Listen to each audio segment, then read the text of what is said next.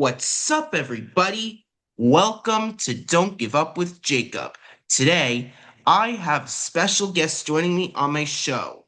Not only that, but she's also a published author, keynote speaker, social emotional learning specialist, and speech and language pathologist. Not only that, but she has been featured online, in print, on podcasts, on live streams, TV, and on many shows. So it is my pleasure to welcome to my show Denise Cesare.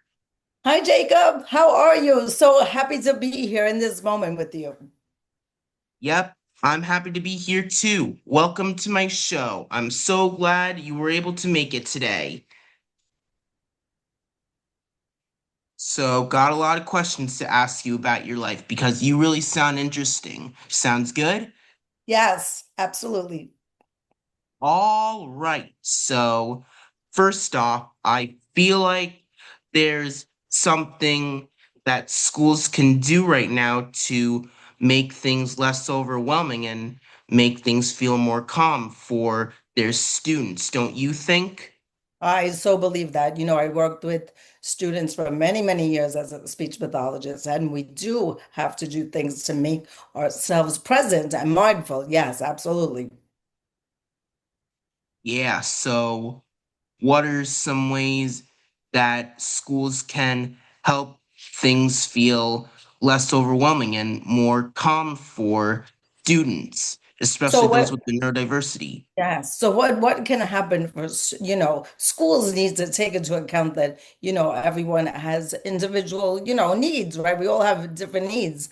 And I believe that when you can be grounded and centered, your day could go so much more smoothly if someone takes into account. You could feel a little off. And if you help a student to be grounded or feel more calm, then you will have a better day all around everyone. Yeah, that's why it's good to forget about all the bad times and tough experiences and let them go. Leave them all behind in the past and don't let it ruin your day. Exactly, because we only have, you and I are here together. We have this moment, and your listeners are going to understand that if you take the time, mindfulness just doesn't come to you. You have to practice it. So we're here together, so we're listening carefully to each other, and that's another important thing. Yeah, I definitely think so too. So now I'm going to ask you, how can mindfulness help kids who feel anxious, overstimulated, or misunderstood? That's really a good question because mindfulness or taking a moment is different for everyone. You may like breathing, right? You may like doing breath support and breathing in and breathing out. Someone might not like that. It may even make them more anxious. So someone may want to just take a break or take a music break or take a little drawing break. There's different ways, different modalities that your students or not just neurodivergent, anybody or everybody has anxiety. Everybody has things that they need to work on, but everyone's different. We have to understand that what works for you might not work for the next person. Yeah, that's why everybody's brain works differently, and sometimes people need to take a break to help them refocus, and that's why it's good to walk away so you can get yourself back on track, and that's what most neurodiverse people do.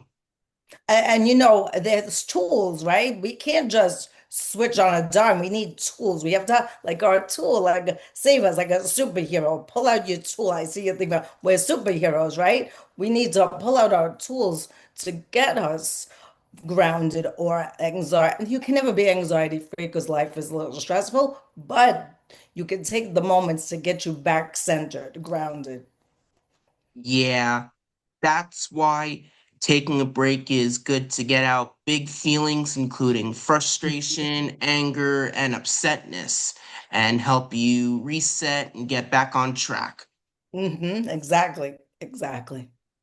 All right, so I also heard that you had a tragedy happen where you lost your voice. Hmm. right? So you also understand I'm a speech language pathologist, but during my career, I was in a car accident and I lost my voice. I didn't have a voice for 5 years.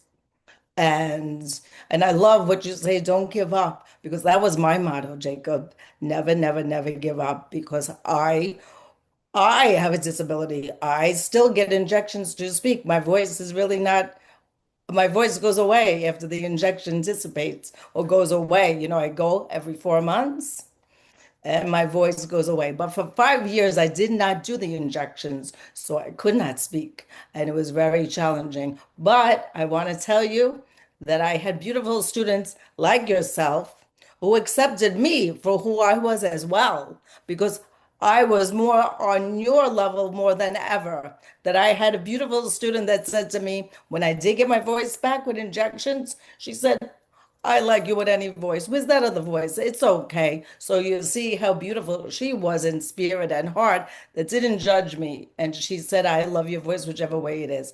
But it was a challenging time in my life. And I have to tell you, there were times as an adult I wanted to give, but then I said, I'm never, never, never going to give up. Yep, that's right. Because it doesn't matter what other people think of you, especially your voice, because um everybody is different and that's what makes the world special. And even if people are being mean, don't listen to what they're saying because you are unique and special. Yes, and, there's a lot. There needs to be more kindness in the world. I always used to tell my students. So I feel like you're like one of my students. When I used to be in the classroom in the sessions, I used to say to them, we may not be able to be friends with everyone because we all have different likes and different personalities. But what I want to tell you is there's nothing wrong with being kind. You don't have to like someone because you can't like everybody because that's not normal, right? To be liking everyone, but you can be kind. Kindness moments matter. Yep, that's 100% right. That's why it's always good to show a little kindness in your everyday life because a little bit of kindness goes a very, very long way. Even if it's one small act like washing the dishes or just helping out your family, every kindness act counts. Yes, even a smile. If you smile at someone, you may not be their best friend, but if you smile at them, you may make them feel a little bit better during the day.